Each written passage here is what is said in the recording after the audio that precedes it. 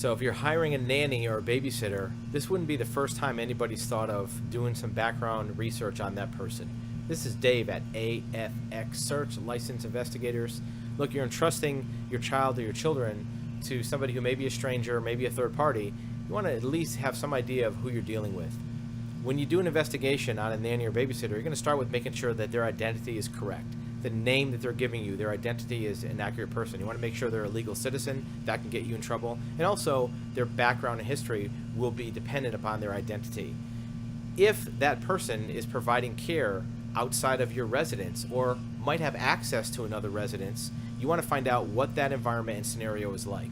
If they live close by, it may be that during the course of a day, they may take your children over to where they live or to another friend's house. You want to know what that environment and scenario is like. You don't want to leave it to chance. They'll always be at your house.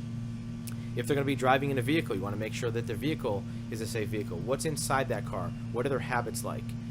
Is all of the environment that your children will be in a safe place? Will there be others there? Does this nanny or babysitter have colleagues, relationships, boyfriends, girlfriends that will be in contact with your children? That will be something that might create risk that you'd want to know about. What is their prior activity? Are there financial issues that, even though it may not affect your child directly, somebody with financial issues or distress might be more likely to create risk factors for your family?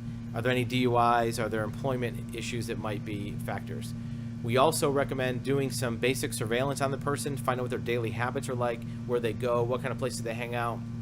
Again, this might seem like overkill, but when we do due diligence for companies that are doing $100,000 or $200,000 transaction, they may spend a few hundred to find out if the other party they're dealing with is legitimate. You're entrusting your child to a person who you not know, so is a few hundred worth it in that scenario? If you have other questions about doing due diligence or background on a nanny or babysitter, you can reach us at our website at afxsearch.com.